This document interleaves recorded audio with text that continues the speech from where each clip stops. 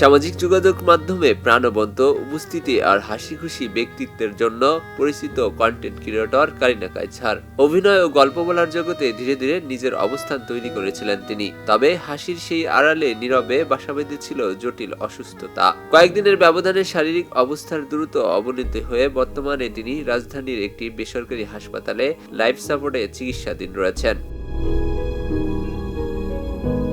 পারিবারিক সূত্রে জানা গেছে, গত এক সপ্তাহ ধরে জ্বরে ভুগছিলেন কারিনা।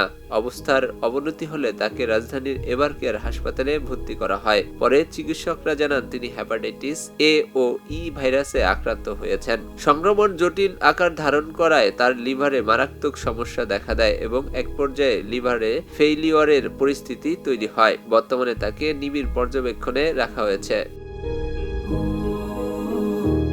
চিকিৎসকরা উন্নত চিকিৎসার জন্য দ্রুত বিদেশে নেয়ার পরামর্শ দিয়েছেন বলে জানিয়েছেন পরিবারের সদস্যরা। তবে বিপুল চিকিৎসা ব্যয় বহন করা নিয়ে দুশ্চিন্তায় পড়েছেন তার পরিবার। জাতীয় দলের সাবেক ফুটবলার কায়সার হামিদের মেয়ে চিকিৎসার জন্য সরকার সহ দেশের মানুষের কাছে সহযোগিতার আবেদন জানিয়েছেন।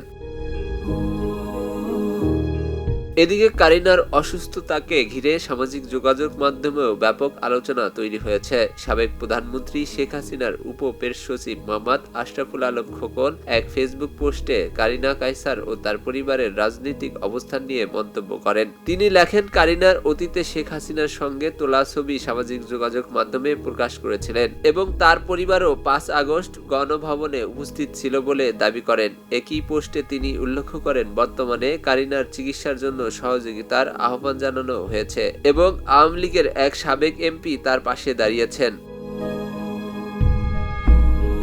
খোকন তার পোস্টে আরও দাবি করেন, জুলাই সন্ত্রাসী ও লাল স্বাধীনতার কেউ তাদের পাশে দাঁড়ায়নি। তবে রাজনৈতিক মতভেদের ঊর্ধ্বে উঠে কারিনার সুস্থতা কামনা করেন তিনি। পোস্টের শেষের দিকে তিনি লেখেন, আমিও চাই সে ফিরে আসুক।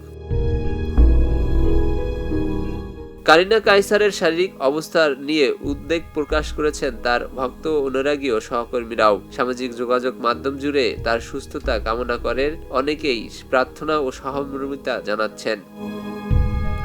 এস আলী দুর্জয়, খবরের কাগজ। খবরের কাগজ, নিখাদ, নির্ভীক, নিরপেক্ষ।